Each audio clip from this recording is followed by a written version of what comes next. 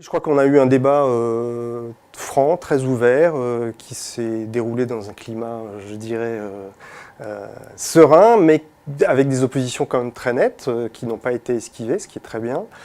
Je pense qu'effectivement, nous avons une analyse, Erwan Moredek et moi, une analyse du discours de l'Église qui est très divergente.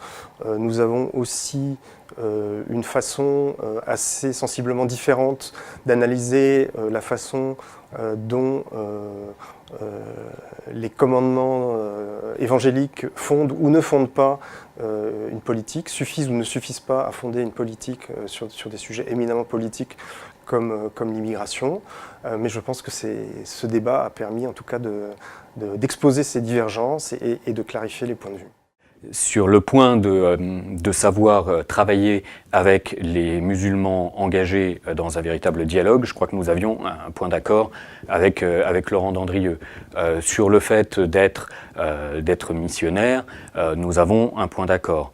En revanche, je reste fondamentalement en désaccord, fondamentalement choqué par la façon dont il parle du pape François dans son livre, très irrité, très blessé et choqué de l'insinuation que je trouve scandaleuse de son titre, qui en somme impute au pape une complicité dans un suicide de la civilisation européenne. C'est quand même gravissime de dire ça à propos du pape. Et puis, dans le livre de Laurent Dandrieux, à plusieurs reprises, il parle de millions de migrants qui se déversent sur nos côtes. Frontex a sorti son chiffre dernièrement, en 2016, c'est 350 000 personnes, pas des millions. C'est quand même un tout petit peu différent.